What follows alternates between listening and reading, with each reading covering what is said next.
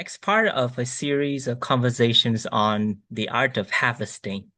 So, last episode, we have a quick chat with Sarah on what her definition on harvesting is and what is her example of a recent harvest practice that she found meaningful. And for this episode, we have Mansi here, and I'm very excited to have you to have just a quick chat so that we can update on people, where our old journey of practicing of harvesting is, what harvesting means for each of us as practitioners, Mm. and also sharing so that people have some clarity on what harvesting is in terms of like tangible results and how it helps with our work and our life. And so, as I always want to start, Mansi, in your old definition of harvesting, what is harvesting to you? Thank you. Um, yes, what is harvesting for me? Well, it really is the outcomes and the outputs that we have as a result of a participatory process. And I always think we always have results, but the art of harvesting or the harvesting as we define it in our practice is very much participatory harvesting. Of course, it can be at an individual level, but it really is the result of a process that we hold collectively. And that is also what distinguishes it from just somebody going through a journey and just having some results at an individual level. This is really in that in that sort of space between individual and collective. So Mm. harvesting is the process of meaning making, sense making, and meaning making of a process that we have gone through, and then you have certain outputs and outcomes as a result. Mm. But as I hear you say, harvesting is very crucial to a participatory process. And is a process of like sense making and meaning making on a collective level. I think what a lot of people are also finding very fascinating is why is it important that harvesting needs to accompany like hosting, especially like participatory processes. Yeah, I think for me, and actually not just for me, it's something. Usually, I've grown up in India, and which is also a bit of a hierarchical society, also partly being a colonized culture. And you notice that in any kind of decision making, it's quite often the top, which makes the decision. So you can say that, oh, it's a collective process, but if in the end the decision which is made, the next steps which come up is predetermined or determined by just a small group of people, then it's not really something which is coming from the people. So participatory harvesting is very much for the people, by the people. And it makes, why is it important is because it really makes it possible to create solutions for everyone. It's not just a certain group of people deciding for each other, but people really taking the power in their own hands to create what is necessary for them to move forward with whatever it is that they are doing. And that's why it's so different than just, just some results. Um, yeah, Mm. I see whereas that you touched a very important example right there. Yeah. I think I really want to ask you to elaborate on it a little bit with any recent examples that you can, eliminate to people who are watching this about the importance of harvesting brought value to a group of people. yes, I must say I do see it in almost my everyday life now. It's also as I deepen my practice, I also notice how even in our family how we make decisions, which would have been maybe different if I would not have been practicing this practice. But let me give an example more from the workspace. Um, I have, this was last year, I was hosting a team which I would not, I will skip the details of the team because that's not mine to share, but I'll just tell a little bit about the process. So this is a team which was recently formed, even though they were working for an organization which was older. And they had a kind of t 2 days of team gathering where they wanted me to host, together with another colleague of mine, a space where they would get a bit more clarity on the vision of the organization. There were a lot of conflicts within the team. There was a lot of unclarity on what is the role, what's the responsibility of each team member, and they found themselves sort of stepping on each other's toes in terms of Mm. what was theirs to do. And so there were multiple layers of asks in terms of results, what they wanted or what they were struggling with.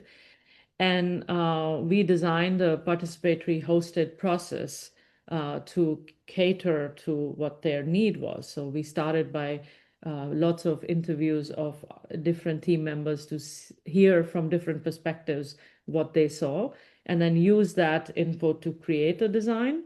Um, and created space in the days together. So this was a team of around 12, 14 people. Not too big, but also not too small. So it needed time for everybody to speak. And we really noticed how using participatory processes, uh, it's not just enough if you don't give space for actually letting them digest what they have gone through. So for the harvesting, you need Mm. the time to actually say, hey, we've been through a process, but now we're going to pause and actually make it visible. What have we actually experienced and what does it mean for us as a team? And because we created that space, there was this moment of, oh, we went through this process of a World Cafe in this case to look at what the vision is, but how does it really make me feel as an individual? What does it mean for me in relationship to this colleague which I'm working with? So that helped in building that result, let's say, of creating a shared vision. So you really need the hosting to be the scaffolding for actually the harvesting which happened. Mm. Uh, but I think the more beautiful process was, um, I mean, as a host, you're kind of just testing also a little bit. You don't really know that you have started a process, what will it lead to? So there's a lot of this emergent hosting which happens. So we had made a Mm. plan. We chucked the plan at the end of day one because we thought, oh, actually something else needs to happen here. So you're also kind of trying. And then next day there was this beautiful thing. We did an embodied timeline of, okay, this is the year ahead. What is it that you what is it individually and collectively that needs to happen in your organization? And then go and Mm. stand at the different spots or put your name on what is it that you're involved with. And then by doing it in this way, suddenly there was this thing of, oh wow, I actually am everywhere. I don't need to be everywhere, you know. So or some people, oh, I'm Mm. actually not putting my attention on what really matters.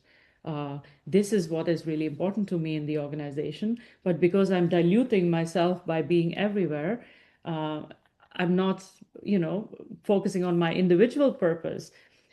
So there were so many layers of sort of harvest at an individual level, but Mm. also, of course, True. collective. Yeah. Because if individually in a team you get clarity, collectively you also get clarity. Uh, Mm. and there was an ongoing conflict which was happening between two team members, which because of being through this process also got resolved at the end. And it was a very beautiful emotional space of witnessing that as hosts, to see this bridge and this connection sort of reforming between two Mm. people who actually True. really liked each other, but because of the stance that they took. So just to say that harvesting is not just, you know, I think when they hired us, they were like, okay, these are the 5 checkpoints we want. Like, you know, this is the tick, tick, tick. But then in the end, the intangibles are never accounted for by clients because it's not often understood in this world that we live in. But Mm.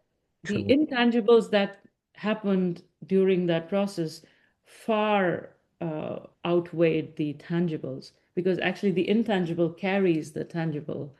I don't know if that makes sense. Mm, It's yeah. too theoretical.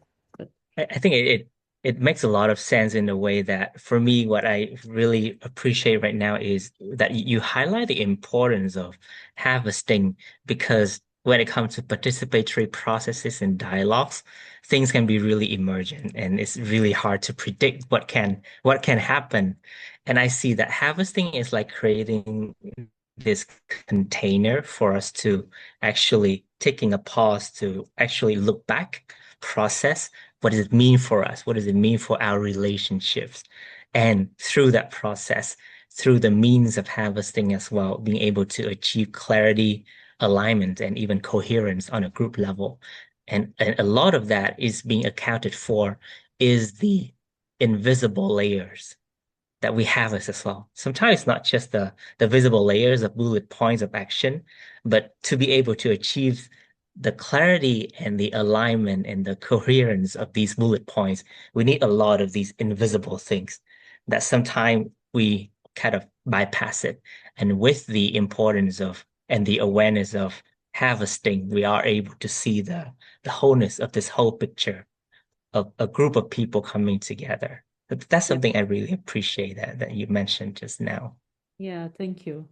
And again, also reconfirming to myself that it's really important to give time and take that pause to notice what has happened, what has emerged. Mm, And as hosts and harvesters, we need to give ourselves the time in a process because we are usually so fast, we are in so much hurry to get to wherever we want to get to that we actually forget to look at what is really important or to notice that connection. Uh, and I mm. and I think that's something I am very committed to in shifting in the spaces I am hosting and working with. And I agree. I'm sure uh, you understand this and you do that as well. Yeah. Thank you, Mansi, and thank you for reminding us the important messages of like slowing down, sense making, taking the pause, and that is important in every collective process as well as the individual processes. Yeah. So thank you, Mansi, for being together in this short episode, for sharing your piece of wisdom, stories, and your own, sense making of what art of harvesting is. So we Yes. look forward to having our follow-up conversation on art of harvesting.